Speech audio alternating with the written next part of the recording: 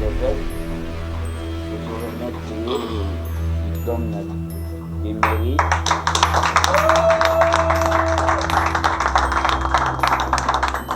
Et en même temps, toujours bâtisseur du Fonds national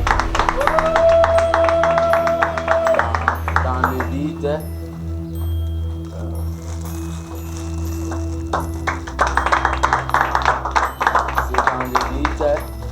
de vous encourager. En 2018, la salle qui campagne placement. La banza bandeko FCC bachaki bato Congo ba consulter notre. Na lobaki na mina kwa zalaki président ya AMP. Les rois nezaki FCC. Les rois nazalaki le tout puissant président de l'Assemblée nationale. Na lobaki na yeke place no na makana.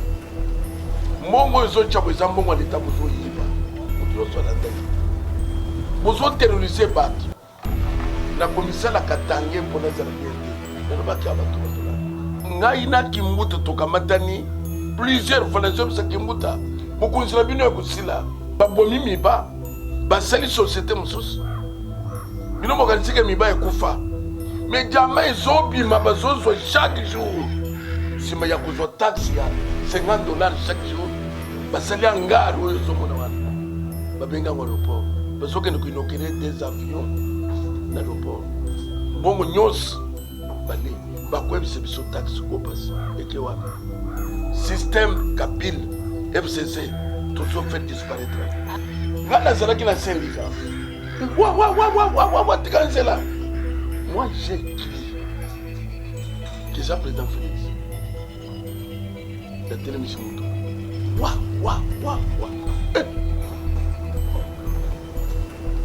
sima yatikoki déjà président Félix c'était Joseph Kabila.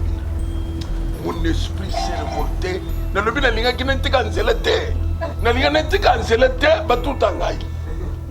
Na luka incident.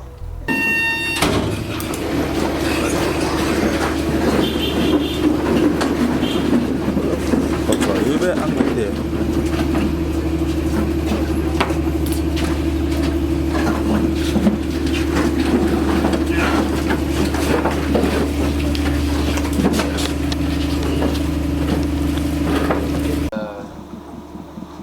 Chers amis de la presse de la liberté,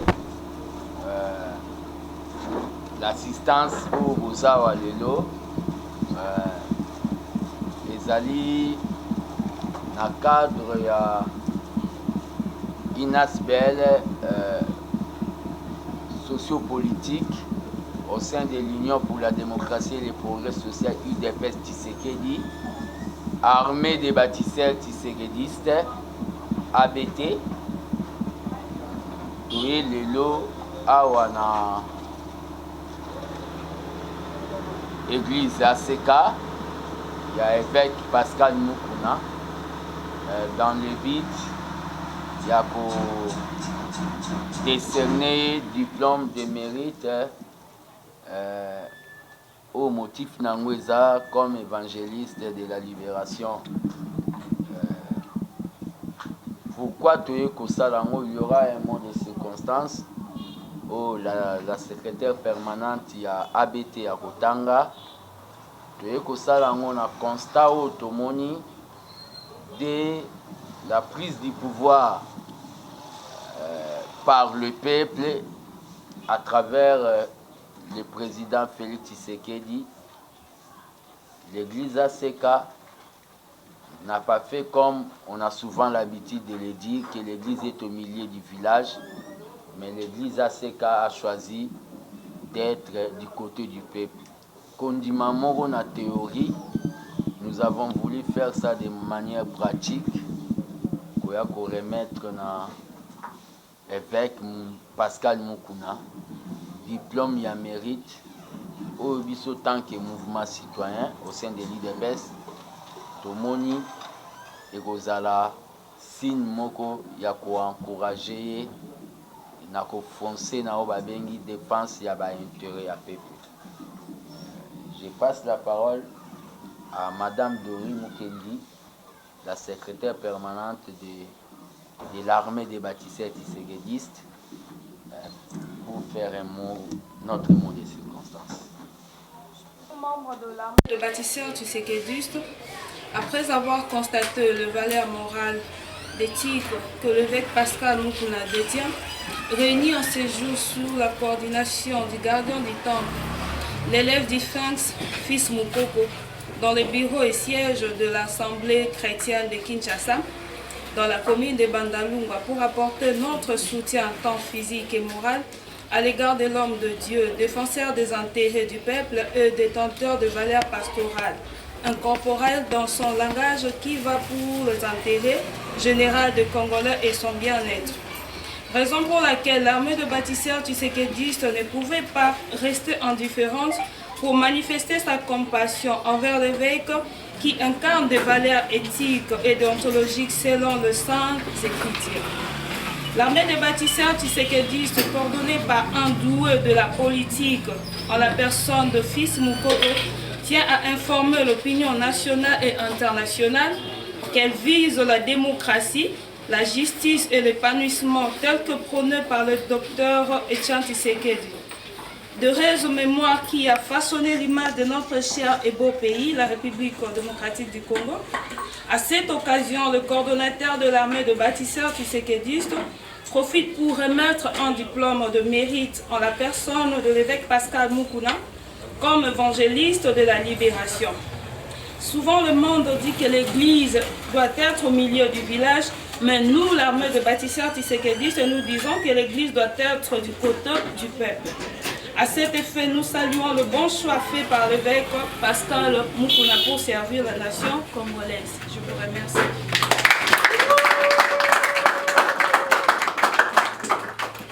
C'est ça le mot des circonstances.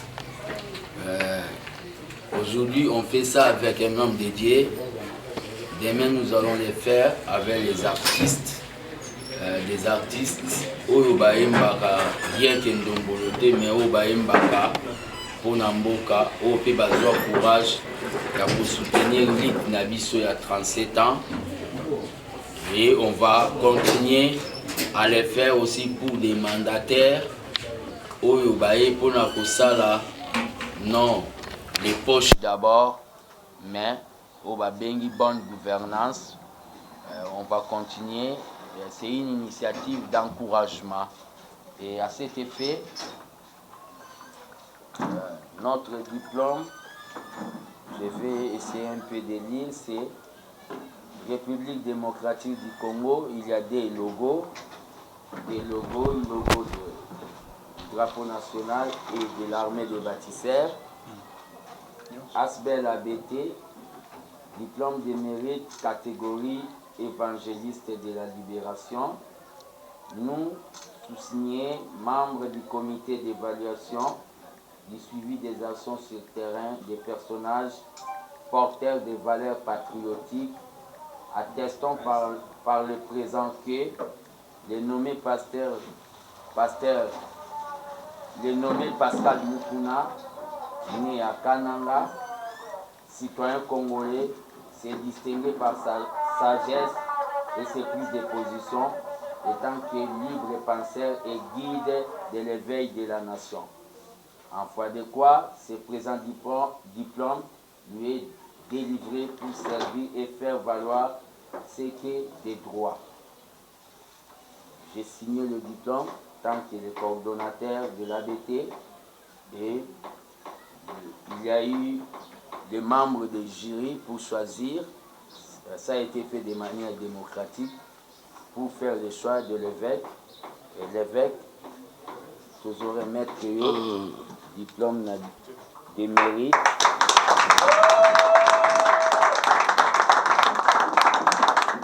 Et en même temps, toujours la tissue du drapeau national. Dans le but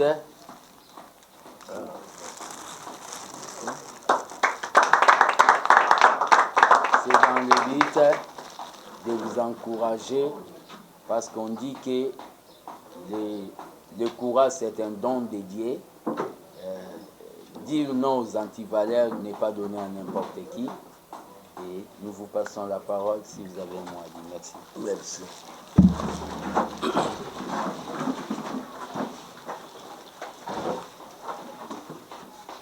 Sincèrement, na apprécié Bino merci mingi. Merci nanga ezali on a signe au bosali ya encouragement. Donc pour la tina nanga ezali de kola batu ba reconnaître les fils que eloko muke na koki kozala nango mpe koencourage ngai ke kende liboso ya mibale akoki koyebisa bino ke na niveau tokomi sikoyo loba mwe moto aza congolais te mais tout congolais akosala réaction oyo bino bozosala sikoyo ya nini. En même temps ezali message oyo ekoki kozala tozali kolanse mpona congolais nyonso oyo akozala azolanda biso. Nazoloba brièvement biso nyonso tokriaki tosepeli tolobi en tout cas makambo elekani pacifiquement na Congo démocratique. Président Yakala, président Yaseka bapesani mbote. Vraiment maintenant c'est le démarrage. Mais na mwasi ma mikolo toujours constaté que non ezalaki boyokani moko sincérité na nini avec le temps biso to constaté que soki tokangi munoko toyebi te makambo ekotambola kan tomona te na mboka oyo président de la république a signé ordonnance wana bazwi yango na ministre atie na tiroir akangi après makambo ebandi kotambola comme si eloko moko esalamaki te ça révolté esprit ya moto nyonso. Donc lito biso tozali kosala tozali koyebisa peuple congolais ezali ya président de la république azala respecté en tant que président de la république soki ezali ke alobi likambo wana ezali kosalama peuple congolais a se retrouvé na mboka na ye ya misato à travers organisation ya jeune IDPS soki bamosusu bakoki koamboatele pa ekozala malamu. Mboka lokola Congo démocratique na makambo nyonso esalami et tozali kodécouvrir que bato bazokamba presque na baprovince nyonso. Toboyi barwandais te, barwandais sont nos frères. Bakoyi koya makambo kosala ezali ebele bakofanda mpe na kimia sans problème. Mais bango nde bakonzi armé na baprovince général oyo azokamba province azali rwandais, oyo azokamba kwembo rwandais, oyo azokamba bo rwandais etrouble biso mpona kosala ke nani asali yango mpe esalamaki ka toza kose retrouve lisusu na likambo ya boye. Donc mpona biso ndenge totelemi awa ezali ya mutu nyonso faut répondre na acte na ye, mutu nyonso faut répondre na acte na ye toyeba qui a fait quoi. Alors constat ya mine to constate que richesse na biso nyonso ndenge tofandi boye ezofanda awa te ezali baproduire ti esili na mbongo na nyonso soda afutami te oyo afutami te oyo toutes les années c'est comme ça. Et l'air tout ça mon groupe ya batouane. On dirait que ça continuer kaka ke bango ba kubunga te. Donc tout ce peuple congolais uni comme un seul homme. Tout bundanan buumbu oyo tozali sikoyo o balingi bakotisata na président na biso ya bakomo ndire maboko batie kraka bakraka wana biso peuple nde tokokata yango. Alors tozali na ndenge peuple congolais atelemi, c'est l'ensemble tosengaki bandeko na biso memo baza na poto batika koela na entre bango nyoka soki ekoti na ndako ekuti bana ndako bazoswana koswana ekatani mutu na mutu na nzete na maboko toboma nanu nyoka tobimisa ye soki tobimisi nyoka nde na nsima totali tozali koswana mpona nini. Pour le moment toza na ennemi commun ezali système FCC système oyo bayeli biso awa ya kodétruire nango richesse nyonso soki todéboulonne eloko oyo président atikali main libre nde mboka na biso edémarre. Sans cela ekodémarre te avec bandeko na mopanzi na oyo bazosala eloko eza te. Même soki bino mpe bokei fils mokoko elobaki tozalaki na évêque alobi que toyebisa bino nyonso il est de cœur avec nous. Tozosenga na peuple nyonso courage eloko ya tobanga lisusu eza te. Kawele lekaki kakingaka te kawele etongamaki na ndenge moko akosakana te lelo ezali eza poussière eza eloko te. Donc eloko ya tobanga ezali te tozolinga ke mboka na biso nyonso ezoproduire et servir na bana mboka na moment eza bongo te oyo aza complice il doit partir.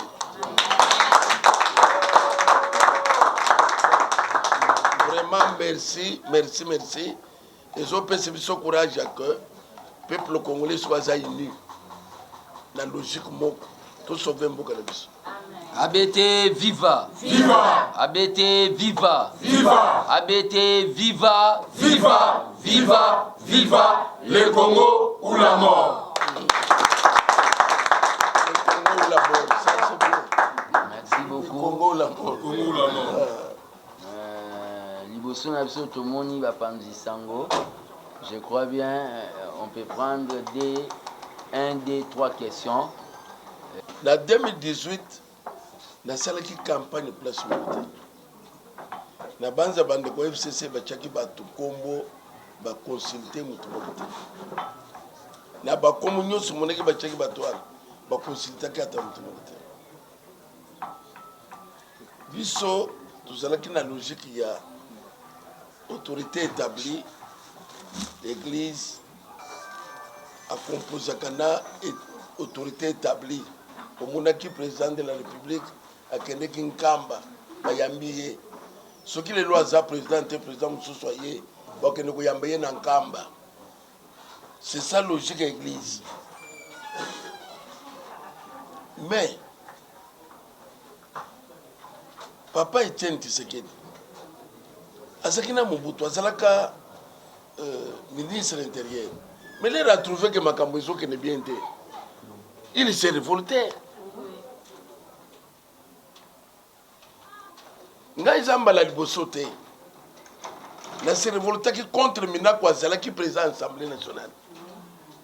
Soki mutu akoloba le contraire c'est que mutu anazoloba una mutema be na lobaki na Minako azalaki président ya AMP lelo anazaki FCCT lelo anazalaki le tout puissant président de l'Assemblée nationale na lobaki na ike place no ezana makala mbongo ezochabo eza mbongo l'État bozo yiba mutu no so landaki bozo terroriser bato na commissaire la Katange pona zala bien te na lobaki abato bazola soki nazalaki na bango na ndenge bato bazokanisa wana bakoya komonisa ngana ekipe ya Renaissance te pona bango ifale kufa ekipe oyo asali pona baopposant ekipe oyo bolandele ye bien azaka mwena nsapo et pourtant que kamo ena nsapo ezali œuvre na bango moko Donc eza mpona kotelisa yo ke moto akozala na moto soki atrouve ke moto azosala makambo eza yango te kaka na logique na wana alobi ndeko na position toza na yo liso te katumbi azalaki na ye te fayulu azoloba wana azalaki na bango te nani azalaki na bango te awa tozotelemela nini tozotelemela accord basinye na nani FCC asinye na nani kashi aza nani siko pourquoi azoloba na ngai c'est-à-dire que bandeko wana même yo soko oza na bango lelo lobi okabona lokwebo aza wapi c'est-à-dire que ngai na kimbuta tokamatani plusieurs fois nazo bisa kimbuta bokonzi na bino ekosila kuzabino puisque makambo zosala eza tine te mais il faut yeba que ngana lever ton na moment bazaki le tout puissant pour que tu n'ois bien na prison ngam tu na telemaki pona ko le trop c'est trop même bato le bakabaza ba sanguinaire na niveau te jusqu'à ce que muto zo belle besoin linga ko kanga na prison alors si c'est comme ça bokanga biso to ba pasteur les ba yokinde on ndé balaché donc les japonais ko ebise yoke maman ce que fait ka comme na position on a découvrir bande ko bazo yiba na ndenga salité et si ko l'air beaucoup conseiller tout le monde que non cette fois-ci ça va aller mais si ko balingi ba sala comme si balingi ba telisa Félix que oza ilo côté biso to so contrôler notre système na biso pourquoi baboy je camine muto chaka côté connecté c'est parce que ndé poumon na bango vous vous rendez compte maman babomi miba basali société mususu bino mokanisi ke miba ekufa mais jamais ezobima bazozo chaque jour kuzoya jama okanisi te ke ekesena ndenge ya kale te nzela ya place bozozo jama eloko te mwinda bozosala eloko te mais mbongo wana toyeba ezokende wapi nani mokolo ya kama société wana mbongo jekamine ezokende wapi baminere code minier minere wana mbongo ezokota wapi eza na kesa l'état te donc litre na biso eza litre juste o pasteur akoki koloba te mina votaki te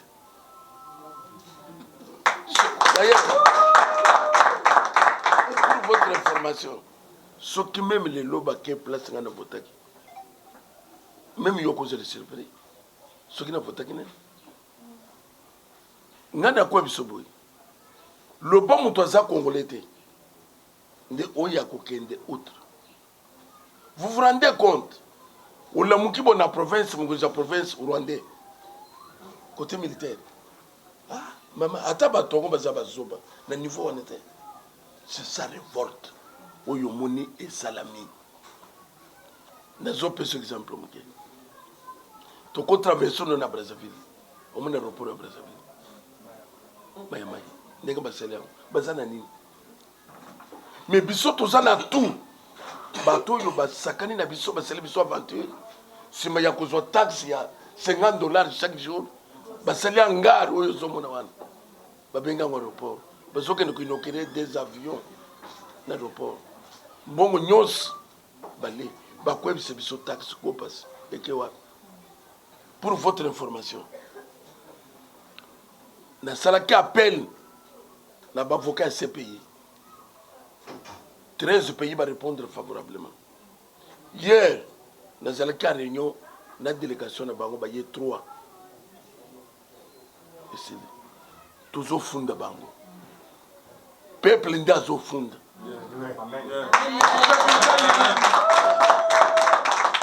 On a félicité. Zuma zo sambat.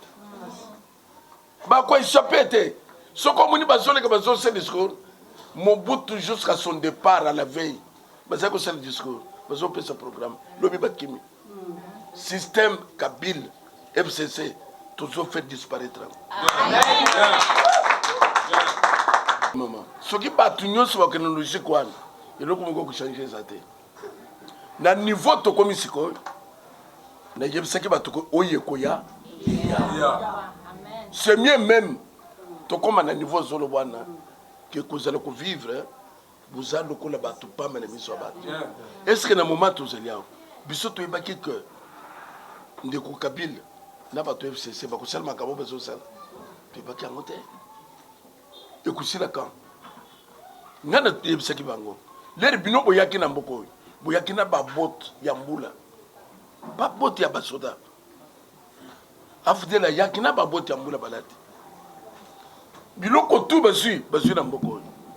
Donc biso tokoki kozala te un groupe de gens kaka mpona kobanga oyebi soki ezali ke te Tshisekedi abangaki de démocratie eyaki te Mobutu azalaki très fort na ntango wana mais nga naza komi soki lokola baza wana eloko eza te eza lokola lion en carton mais bato batikali bazobanga nyoka esi ekufi mais lokola bato baza na somo ya nyoka alo bazobanga ebembe ya nyoka naza koyebisa yo ke mama eloko akoevite eza colère populaire. Ozolanda Algérie, ce qui s'est passé, colère populaire. Oye salamaki na tango ya Ceausescu, colère populaire. Bato bako vivre en Zela, après un mois, aux journalistes, na koluka yo parmi les journalistes, pour ne tourner yo, aux hommes ministres. Maman neza kobisa yo ko. Soki babongisi ni na bango te bakokima ezo na wana te Martin Luther King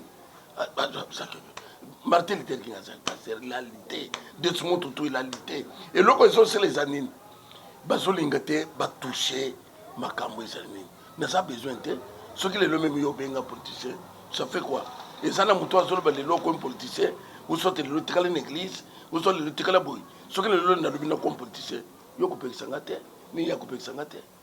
Et c'est mon droit. On a aussi les sikoy, ils ont pas conviction en gaï. Ils ont dit que bayibi mingi. Bayibi mingi. Et je te dis ça, tout le temps n'a pas preuve. Et ben ils continuer na koyiba. Et ben ils continuer à manipuler. Il relever comme bien. Alternant, nana bete ki mabokote. Tout betele maboko croyant que akenata na makambo bilanga. Hein? Atteindre citoyen simple. Ça va.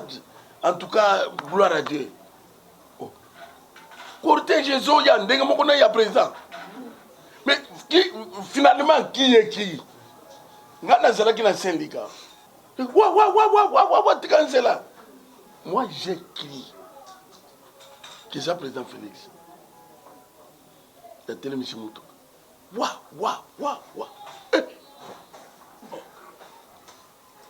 Sima. Je te dis que ça, par exemple, Félix, c'était Joseph Kabila. Mon esprit s'est révolté. Je ne sais pas si je cancellé. Je ne sais pas cancellé, mais tout en gagne. Je n'ai aucun incident. Si on a un mboka nini, na mboka ni makambo boy ko sala. Président soki ne ko sala l'inauguration côté Régis des eaux. Il y a bengi ba ministre nyonso na kingakati.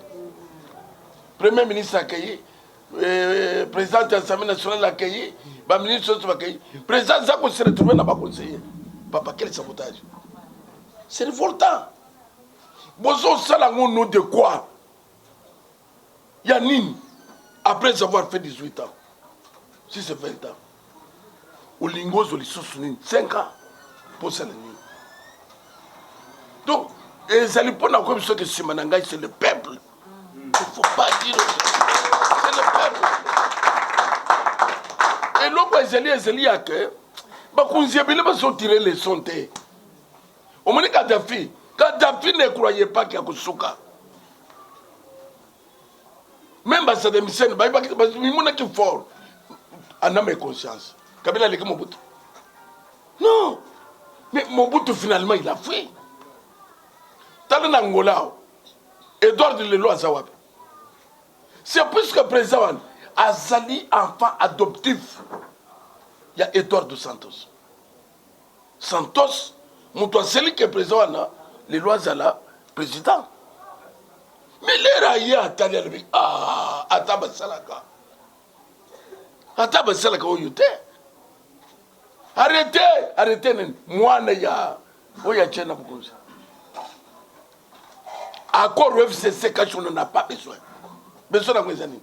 puisque ezeli bazosaka na ye ntina ngo eza nini biso lokola tokonstate ke bandeko bazotambola bien te le problème c'est le départ politique eza nini soki bazoloba ke boyibi mingi c'est ça politique mpona congolais problème ya congolais ezeli yake pour congolais aza trop aliéné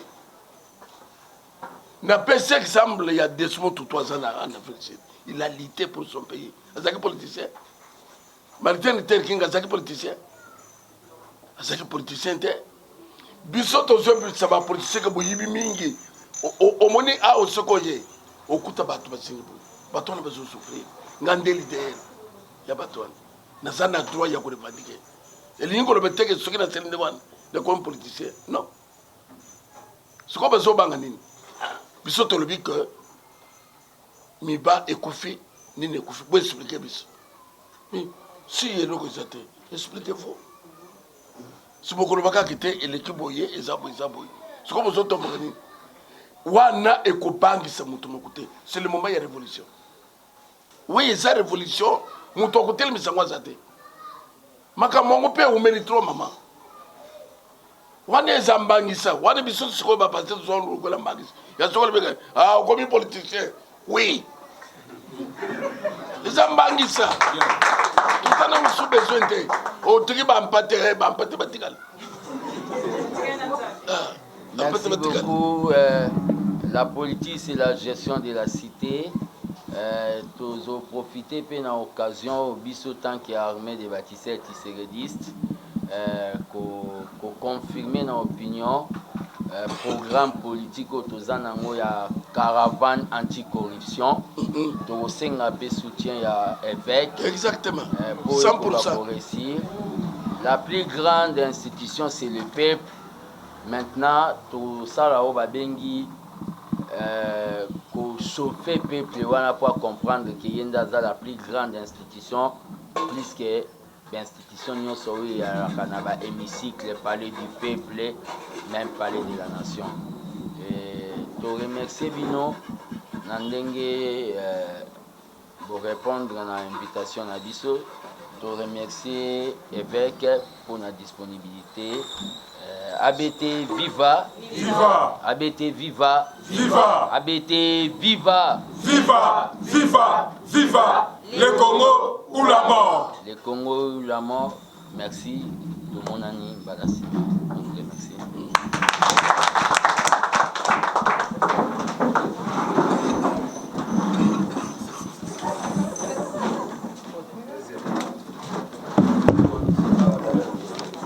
Il y avait